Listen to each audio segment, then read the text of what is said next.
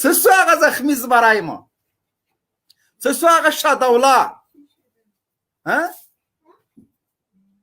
زخمي زمری سر وهي سنګر نیسي. ته به وایې دا کوم اروپایي هېواد ده؟ دلته سر ته د چا لاس ورړه چې بیخ دې ووهي. وخو دې لیده تا یې له سر وهم طالب دې بیخ ووهه سنګر یې درنه ونیوه.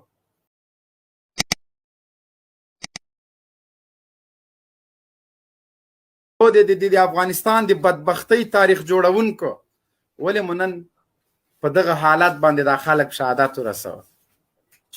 په دغه جګړه ځپلي هېواد باندې نور رحم وکړئ. دغه څو کسه سوسیال خوارو فولبرایټان چې نن وزیران دي، دغه 500 غله دوی تیار دي، تیارو ټیکټونه او پاسپورټونه په جب کې دي، دوی به درنه لاړ شي په تش میدان لکه نجیب ګو چې خلقیانو پرچمیان روسانو پرېښوده. دغسې به بیا هم ډېر سترګې د دې ملت مخې ته ولاړې. نو د الله روی کوي دا ملت نور مه تخریبوئ، په دې ملت باندې نور رحم وکئ. مه وایئ دغه خلکو ته باباګان، مه وایئ، مه وایئ هغه چا چې طالبان ورته خسیان کړي او تاسو ورته زخمي زمریان وایئ. څه سو هغه زخمي زمری مو، څه سو هغه شادوله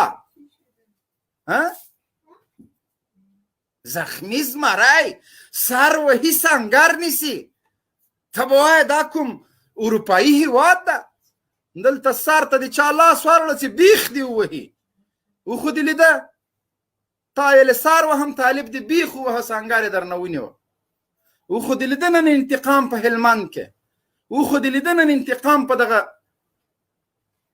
مه کوئ مه کوئ مه کوئ. او د اردو عسکره په ځان رحم وکړه، او د اردو عسکره په ځان رحم وکړه. نور وژل کېږي. مونږ مجبور یو چې د قندوز د مظلومانو انتقام هم د تا په ککرۍ مرمۍ سړی کو له تا نه یې واخلو، ځکه ته د دغه هر مشینانو محافظ یې. ته مونږ نه پرېږدې چې دلته ورشو. مجبوره چې اول تا د تورو خاورو میلمه کو، بیا هغوی ته ورسېږو لکه نجیب ته مو چې ځان ورسوه.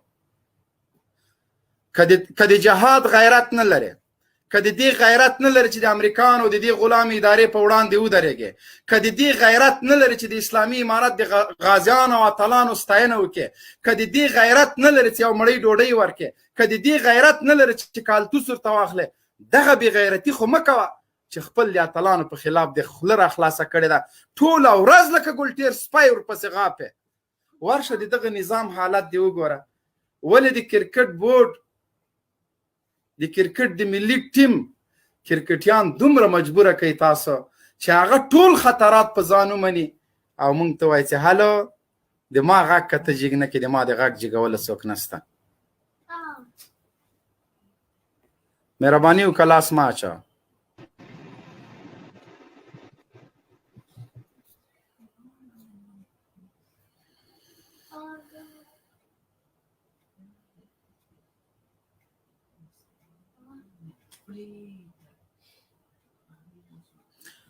ښه لیوال صاحب مهرباني وکړه.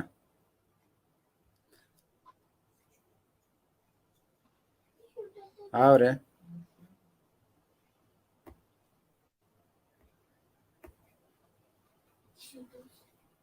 لیوال صاحب د غږ د نشته. لیوال صاحب ښه زنده باد وروره مهرباني وکړه. زنده باد ښه نه وایي نه.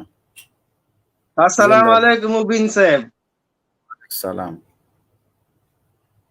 یاره زنده باد قربان دې شي مبین صاحب. آفرین په دې موضوع یاره ډېر خوشحاله شوم کنه په دې موضوع باندې بیخي ډېر یاره آفرین دی.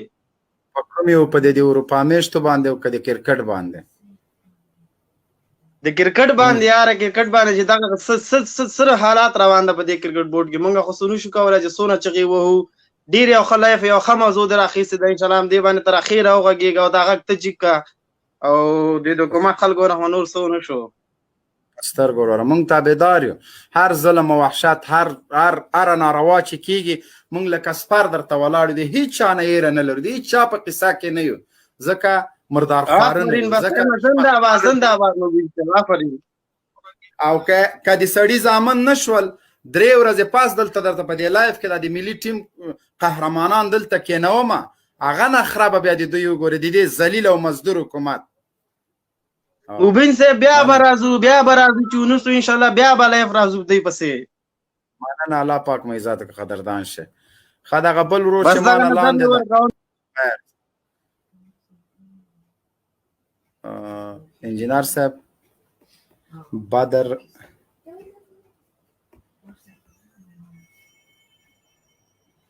کارټون خانه مهرباني وکړه دا څه رقم عکس دې په دې پروفایل باندې لګولی دی الله ولي په تا باندې هم نور عکسونه ودرېده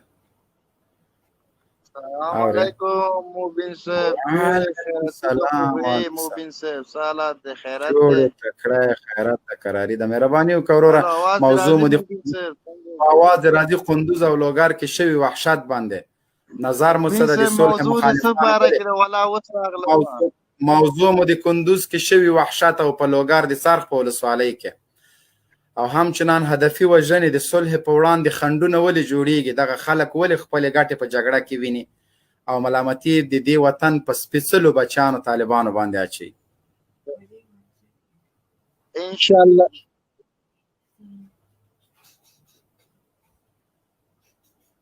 انشاءالله سوله به راځي او انشاءالله د طالبانو حکومت به راځي د خیر سره انشاءالله الله مو عزت وکړه الله مو قدردان خیر اورم ورور اورم دماغ غږ درځي تا ته ښه شهاب لیوال صاحب سلام علیکم आवाज د مخ کې نو مهرباني وکړه الله دې وکړي چې د مونږ او تاسو لیوال صاحب سره اړیکه ټینګه شي لیوال صاحب محترم غږ مو درځي غږ دې نشته لیوال صاحب زه دې قطع کوم او زر به بیرته راشې سټوډیو دې تا لپاره خالي کوم لیوال صاحب غږ نشته بدر مجاهد سلام علیکم وعلیکم السلام ورحمۃ اللہ وبرکاتہ انجینر صاحب تاسو او انجینر صاحب ټول اوریدونکو کتونکو ته سلام کوم لرم چې ټول بروغ او جوړ وي مننه علامه عزت قدردان شه مهرباني وکړئ د قندوز او په لوګر کې په شوی وحشت او بربریت ظلم باندې او د هدفي وژنو چې د صلح فعالان هغه څوک چې د افغانستان د صلح او د جګړې د خاتمې لپاره هڅې کوي د هغوی شهادت رسول په کومه معنا د کابل مزدور اداره د بلیک واټر او د سیاسي مزدوران ولې خپل ګټې په جګړې کې لټوي د خپل ګټو په خاطر باندې دغه ملت روزانه د دې ملت بچي په شهادت رسي په قندوز کې 3 کسه د یو کور غړي 2 نیمچا لکان دي چې تقریبا 11 کال په عمر کې د بل د شپږ کالو او یو 3 کلنه ماشومه د شهادت رسیدله همچنان د لوګر په سر خلصوالۍ کې یو میاشتنۍ ماشومه ګلغټۍ هغه هم د همدغه جګړې د اور خوراک شوی ده بالکل یقینا دومره ته وایم چې دوی رغلي دي د افغانانو وژنو ته رغلي دي ځکه چې دوی دلته وخت روي دوی د افغانانو وژنو ته د وخت دغه پر رغلي دي چې موږ دلته جوبونه ډاکو موږ ډاک جوبونه لاړ شو موږ دلته هغه لاین نظام هغه دیموکراس نظام چې موږ دلته وچلو دومره وکړو چې موږ 4-5 کاله تیر کو چې موږ جوبونه ډاکو هغه خلک چې څوک سولې ته متوجه وي دوی غواړي چې موږ سوله راولو هغه خلک دوی په نخښه کوي هغه سیاسي شنون کې چې دوی قرباني ورکړي دغه غواړي چې موږ بدلته قرباني ورکو ان شاء الله چې موږ اسلامي نظام غواړو چې په افغانستان کې اسلامي نظام روشي خو دوی هیڅ کله نه پریږدي دا نظام دوی بالکل نه پریږدي دا شوی دا هغه بلیک واټر زمون دي چې بلوچستان هغه رغولي چې پندغه رغولي دي چې د اسلام او د مسلمانانو د افغانانو په وینو په سارو لوبي وکي دا هغه خلک دي دا هغه خلک دي چې ټول مری په اروپا کې تیر کړي په اروپا په نېشنلټي چلیږي نن دلته راځي دوی مونږ ته وایي چې دلته مونږ نظام چلو څنګه تر دیموکراس نظام چلوي نن دی وګوره هغه خلک چې تاسو په حکومت کې کار کوي هغه سره لیبي روان دي نن ته په رسنۍ کې کومه خبرې په تاسو باندې روان دي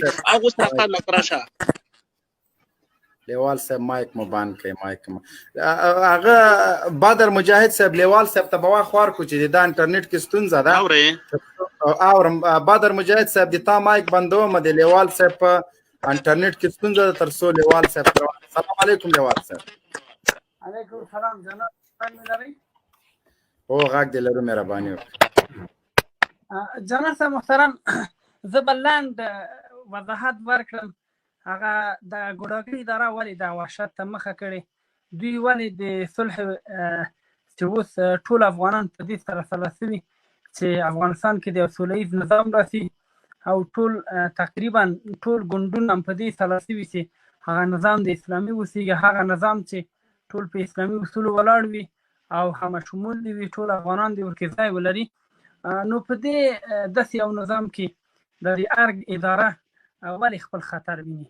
دوی ولې دغه اساس وخت کې هدفي وژنې کې هغه خلک چې صلح لپاره دغه خطر په ځان منلی او په دې اساس وخت کې د صلح غږونه کوي، جرګې او مشولې جوړوي او جرګو مشولو ته ورځي، دوی وژل کېږي.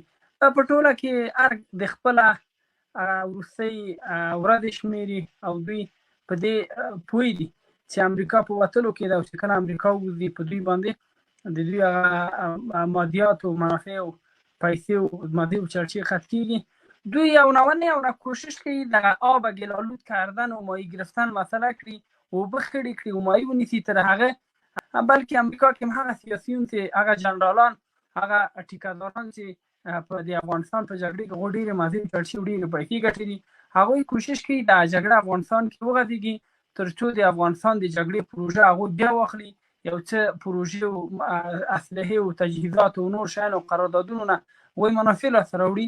هغوی کوشش کوي د هغه خلک هغه سیاسیون چې د افغانستان د جګړې خلاف دي، افغانستان کې د افغانستان د اشغال خلاف دي، هغوی په دې قانع شوي چې افغانستان کې نور د هغوی شتون د هغوی اوسېدنه د امریکا منافع نور نه خوندي کړي. امریکا بلکې ورځ تر بلې خطر سره مخامخ کېږي، که سیاسي خطر ده، اقتصادي خطر ده، همداشان ټولنیز خطر او نړیوال خطر سره چې ټول هغه نورو نړۍ کې چې دوی هغه قدرتونه او پوځونه او پایګاوې لري دا ټول د امریکا په خطر سره مقابل کېږي. نو مجبورا دوی په دې ته قانع شوي چې افغانستان نه دې ووځي. خو برعکس هغه ټیکهداران مخصوصا د سیاسي کارکوونکي همدلته د افغانستان کې د سیاسي جاسوسان دوی په دې لټه کې په دې اساس وخت کې یو څه دغه د صلح چاپیریال یا دغه صلح هیلې چې افغانانو کې رازبندي شوي دا ټکنۍ کړي او هغه خلک چې مخصوصا صلح لپاره کار کوي هغوی یا ووژني یا بندیان کړي یا تهدید کړي چې څو د دې صلح خبرې لږ سړې کړي او څه امریکایان قانع کړي چې افغانستان کې د دوی شتون الزامي د افغانستان کې باید پاتې شي. نو ځکه خو دوی داسې وحشتونو به دغه فاجعې ته مخه کړې ده. خو زه دلته چې موږ په میډیا کې کله راوځو د خپل د مجاهدینو خپل د شهداو غږ راوچتو دا په دې هم داسې موږ دا رسوي یا د عزمونه ضعیفه شوي بلکې لومړی هدف مو داسې موږ د خپل مجاهدینو ته ډېر احترام لرو. د موږ د یو مجاهد وینه ټوله نړۍ نه موږ ته ډېر ارزښت لري. موږ د خپل د مجاهد د وینې غچ اخلو، موږ د خپل د مجاهد پوښتنه کوو، د موږ مجاهد سره څوک ظلم تېری کوي یو په لاس یو په سلو به د هغوی نه کسات اخلو. خو دا خبر کول غواړو چې میډیا کې کله موږ د دوی وحشت او بربریت نړیوالو ته ښکاره کړو. موږ نړیوالو ته دا ووایو چې ګورئ د 18-19 کاله د موږ په مقابل کې کومه تبلیغات شوي، زهراګین تبلیغات شوي، طالبان تروریستان دهشت او وحشیانو دا معرفي کړي، موږ هغه خلک نه یو. موږ بلکې جګړې ته مجبوره شوي یو، جګړه پر موږ تحمیله شوې ده. خو موږ د 18 کاله چې هر څه مو چیغې وویلې چې موږ د افغانان یو، افغانستان لپاره راپارېدلي یو، افغانستان لپاره راپاڅېدلي یو، خو چا مو خبر نه اورېده. نن چې الحمدلله ثم الحمدلله د موږ د امارات ساحه فتح شوه او موږ د انټرنټ ته او میډیا ته مو لاسرسی پیدا کړ، نن غږ کوو چې اصلي ترورستان، اصلي وحشیان، اصلي ټیکهماران څوک دي. څوک دي چې د افغانانو د وینو په بدل کې امریکایان خوشحاله کول غواړي. څوک دي چې د موږ د شهیدانو د اجسادو په پرې کولو باندې امریکا کې تابعیت غواړل او اروپا کې تابعیت غوښتنې لپاره ځان ته کیسونه برابروي. څوک دي چې د موږ د افغانانو د خویندو په عزتونو یې لوبې کړي او څوک دي چې نن ګوره د ورزش خبره تاسې وکړه. دغه کرکټران دا د افغانستان سرمایه ده، دا هیڅ نظام ته هیڅ ډلې او ټپلې ته دوی تړاو نه لري او چا پورې پورې هم نه دي. دا بلکې د افغانستان سرمایه ده. دوی د افغانستان لپاره دغه هلې ځلې او د افغانستان نوم د ورزش په ډګر کې ځلانده کول غواړي. خو متاسفانه همدغه مظلومه خلک هم همدغه بیچاره همدغه سیاست نه لري خلک هم د دغو فاسدو سیاسیونو له لاسه پاک پاتې نه شول، بلکې هغه د T20 شلوریزو لوبو کې خو به تاسو د افغانستان د کرکټ هغه پایلو به لیدلي، د افغانستان هغه وضعیت خو به مو لیدلی چې هېڅ کرکټر هغسې مخکې لوبه کوله لوبه یې ونه کړه. هغه د دې لپاره چې هغه ګلبدین نایب په هغه معامله وکړه، هغه یې راووت دلته خپله مخکې یې وویلې. نو بنان منګه ټولو باندې غږ کوو چې دغه اداره دغه نظام دا د فساد مور ده.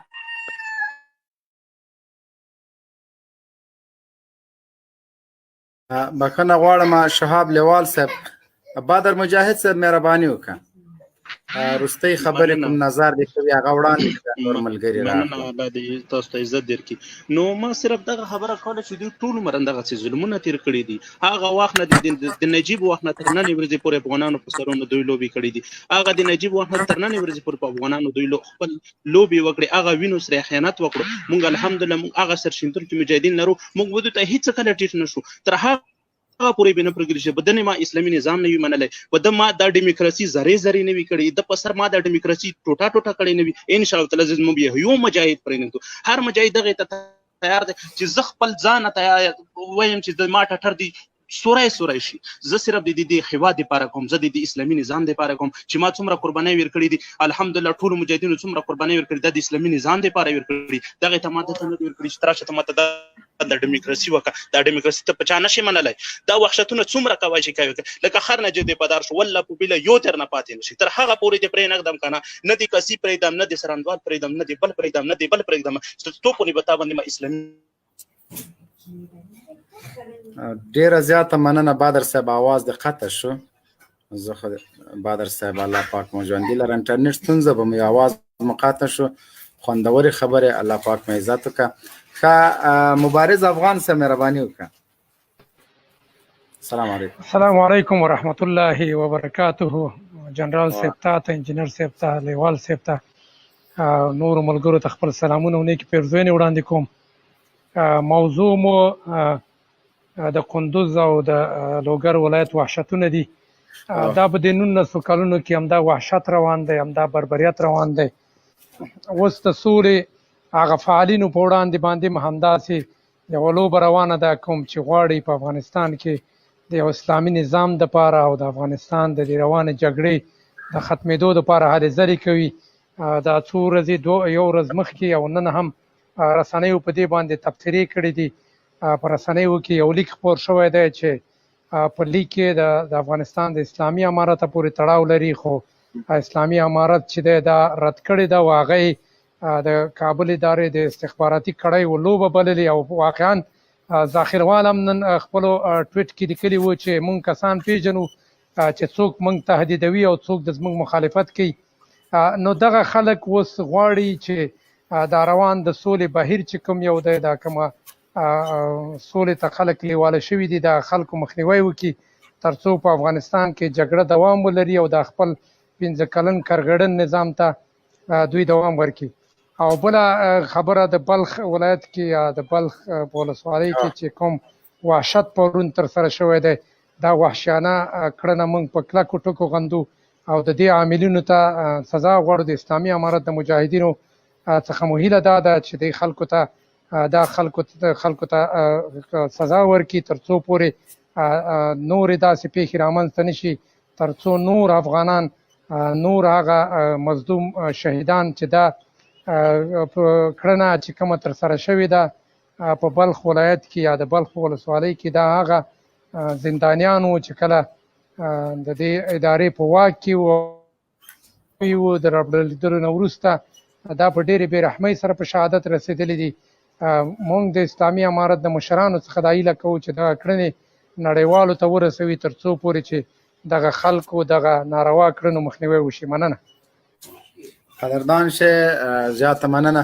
افغان وروره مهرباني وکړه. السلام علیکم. سلامونه او احترامات. مبین صاحب آواز مې اوري؟ هو غږ دی، اورو مهرباني.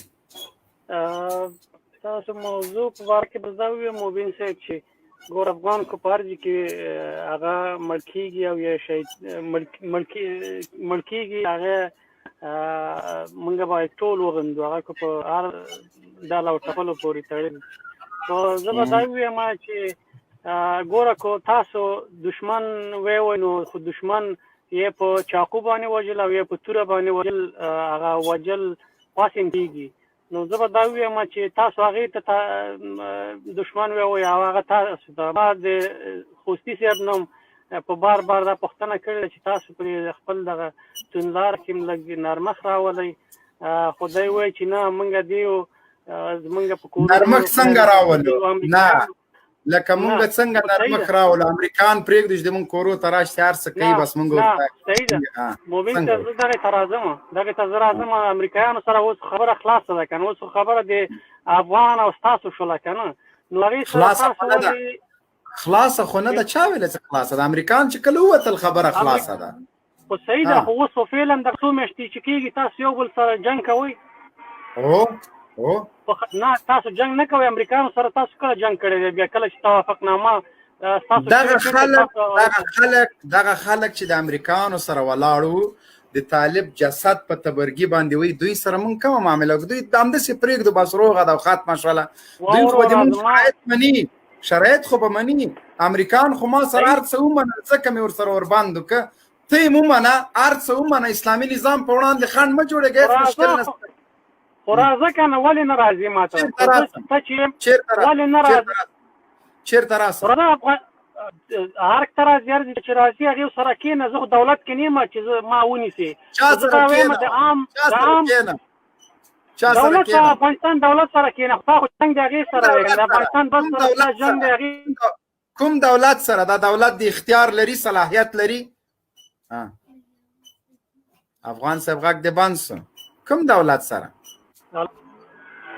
غږ دې بند کوم دولت سره او आवाज دی اورم کوم دولت سره دا خو صلاحیت نه لري خپل د تشناب د تلو صلاحیت نه لري اول بس کاټ میلر ته زنګ وي د امریکا سفارت ته به زنګ وي لاغه نه ولې طالب ډایرکټ له امریکایي سره معامله نه کوي که چېرته طالب له امریکایانو سره معامله نه وای کړی د حکومت په سرنوشت باندې 15,000 بندیان د کابل مزدوري ادارې خوشي کولی سو افغان صاحب ځه مه کنه راسه قربان تا سره مو کار ده خلیوال صاحب دغه انجینر صاحب نه چلان د مهرباني وکړه مایک د خلاص کړه غمای خان صاحب غمای خان السلام علیکم ورحمت الله وبرکاتہ وعلیکم السلام ورحمت الله وبرکاتہ حاج محبین صاحب هغه بل انجینر صاحب یو څه باس وکړي ولتي راسي دلته ورسره کښېني او د دې خلکو سره خبرې وکړي نو دا خلک خو د خبرو کولو دي نه او بل محبین صاحب اوس ټول ملت کوم ولس هغه تی ته سترګې پر لاره دي وتی ته تمه ده یعنی د کرکټ بورډ څخه وګوره د کرکټ بورډ خلک هم تی ته بغارې و نارې وي نو انشاءالله د ولس ډېره غټه تمه ده تی ته نو خدای پاک مې راوله الله مو عزت وکړه الله مو قدردان که بلکل دوی نه د ټولو خلکو امیدونه ختلي دي دوی نور هیڅ سم نه لري او ظلم کوي وحشت ده چور ده تالان ده د یو سړي په جب کې 1500 روپۍ دی وایي اصل ته واخله 400 ماته راکولې زه د دې وطن خدمت کوم که نه سار ورکوي سنګار نیسي نو زما یو ماما او موبین صاحب دا یوه کیسه به درته وکړم مهرباني ما یو ماما و نو هلته د خټکو د خربوزې چیرې کرلې وې نو بعد د هغه سره یو استاد و د یو ګاډي ډریور ولو نو موږ د کشنیانو ورغلي ولو هغه بیا د کوچ سره ودرول بیا ما هغه ته ویل مال استاد دا چش جوړه که هغه راته ویل دا زموږ د اسلام دروازه ده ما زما ماما ته ویل مال ماما دوله مال دی څه وایي دا استاد ویل څه وایي مال دی وایي دا زموږ د اسلام دروازه ده نو بیا زما ماما ما ته وخښمېدي ویل دی د خوبه چلی یې ته راسه دا خپل کار وکړه دا هم دا دی د خوبه اوس چلی موبین صاحب ښه دا د دې خبرې وروره ټول کار سره در بدره کړي دي دلته یو زنانه د نن څومه ده پر دا فیسبوک چلیږي نو دلته په کابل کې د څومې اوزې دغه نو هغه هلک د ازازۍ زلا ازازۍ یاده